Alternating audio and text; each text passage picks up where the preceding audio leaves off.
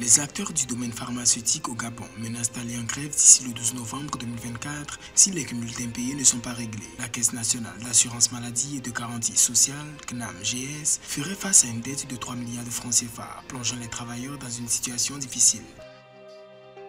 Le chiffre d'affaires de Tunisair a enregistré une légère progression de 0,5%, atteignant 1,222 milliards de dinars à la fin de septembre 2024. Cette information provient des indicateurs d'activité publiés par la compagnie aérienne sur le site de la bourse de Tunis. Le Fonds monétaire international a annoncé avoir accordé au Kenya un prêt de 606 millions de dollars, soit 559 millions d'euros, pour soutenir ses finances et l'aider à répondre à divers défis économiques. L'objectif est de reconstituer des bases budgétaires, notamment pour renforcer la résilience aux chocs externes.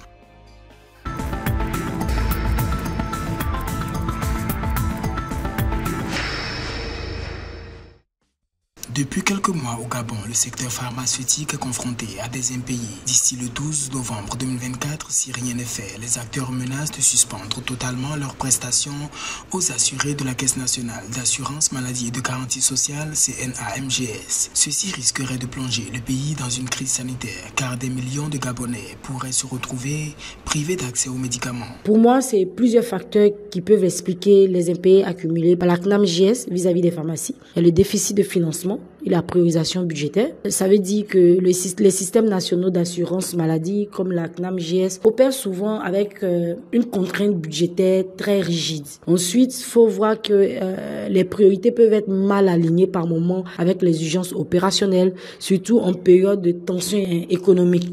Donc ça peut créer un gouffre financier où les impayés seront différés et puis cela va mettre en danger la chaîne d'approvisionnement pharmaceutique.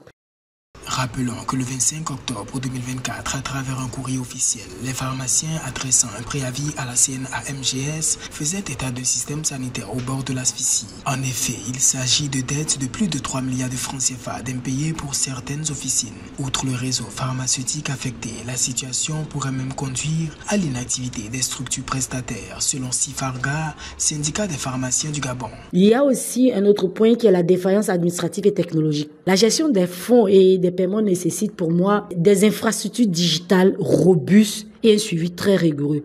Si le système actuel manque de solutions numériques efficaces pour automatiser et centraliser le flux de paiement, cela va entraîner un retard et des erreurs de gestion. Donc pour moi, la digitalisation accrue du suivi des créances et un remboursement pourrait grandement améliorer la transparence et la rapidité des transactions. Vous savez, si les pharmacies suspendent leurs services, l'impact sera immédiat et grave pour les patients les plus vulnérables, ce qui peut entraîner une hausse en cas de non-traitement, des hospitalisations et même mieux des décès. Selon plusieurs revendications, l'incapacité de la Caisse nationale d'assurance maladie et de garantie sociale à respecter toutes les modalités de règlement convenues avec les prestataires montre à suffisance qu'il est plus qu'urgent de revoir définitivement et durablement le fonctionnement de cette institution. Parallèlement, selon les chiffres officiels, la mise en service de la CNAM-GS a permis de réduire de près de 33% le nombre de ménages confrontés aux dépenses de santé qui sont passés de 5,67% à 3,83% depuis 2017.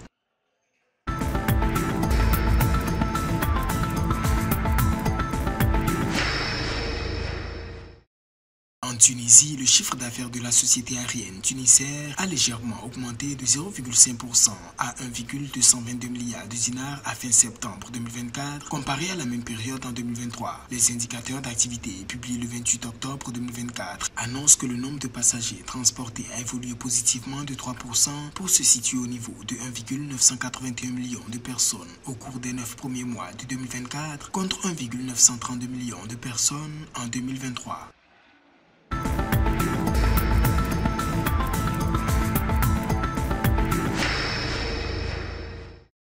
Au Kenya, le conseil d'administration du Fonds monétaire international FMI a approuvé les 7e et 8e revues du programme du pays. À court de liquidités, selon les autorités, le gouvernement aura ainsi accès à une tranche de prêt de 606 millions de dollars. Rappelons que le pays d'Afrique de l'Est et le personnel du FMI ont annoncé un accord sur la 7e revue de son programme de 3,6 milliards de dollars en juin. L'achèvement de la revue au niveau du conseil d'administration et le décaissement subséquent ont été perturbés par des manifestations meurtrières.